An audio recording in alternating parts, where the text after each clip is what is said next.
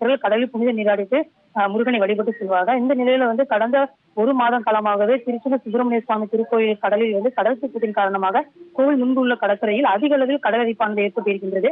இதனால் சுமார் 50 அடிக்கும் 8 அடி ஆழத்திற்கும் இந்த கடலரிப்பானது ஏற்பட்டிருந்தது. இதனால் பக்தர்கள் கடலில் குளிக்க முடியாத ஒரு சூழலானது நிலவி வந்தது. இதற்கிடையில கடந்த சில தினங்களுக்கு முன்பு தூத்துக்குடி பாராளுமன்ற உறுப்பினர் கனிமொழி, அமைச்சர்கள் சேகர்பாபு மற்றும் அனிதா ராதாகிருஷ்ணன் உட்பட ஆகியோர் நேரில் ஆய்வு மேற்கொண்டார். இதற்கிடையில நேற்றைய தினம் பார்த்தோம்னா திருச்செந்தூர் சுப்பிரமணிய சுவாமி கோயில் முன்பு இருக்கக்கூடிய சென்னை ஐஐடி குழுவினர் ஆய்வு மேற்கொண்டாங்க.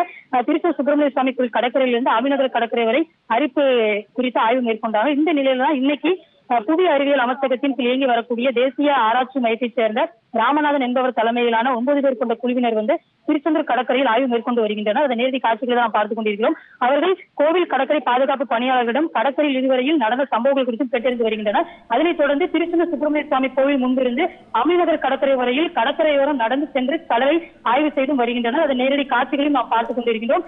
தொடர்ந்து நாளைய தினம் கடல் பகுதியை ட்ரோன் மற்றும் ஜிபிஎஸ் கருவிகள் மூலம் ஆய்வு செய்து அந்த அறிக்கையை புவி அறிவியல் அமைச்சகத்திடம் வழங்குவார்கள். அதனைத் தொடர்ந்து அங்கிருந்து மேற்பார்வையின் மூலமாக தமிழக முதலமைச்சர் மு.க.ஸ்டாலின் அவர்கள் கைகளில் சமர்ப்பிக்கப்படும் என்று இந்த தேசிய கடலோர ஆராய்ச்சி மைய குழுவினர் தற்போது நமக்கு தெரிவித்திருக்கின்றனர். விவரங்களுக்கு நன்றி பவானி.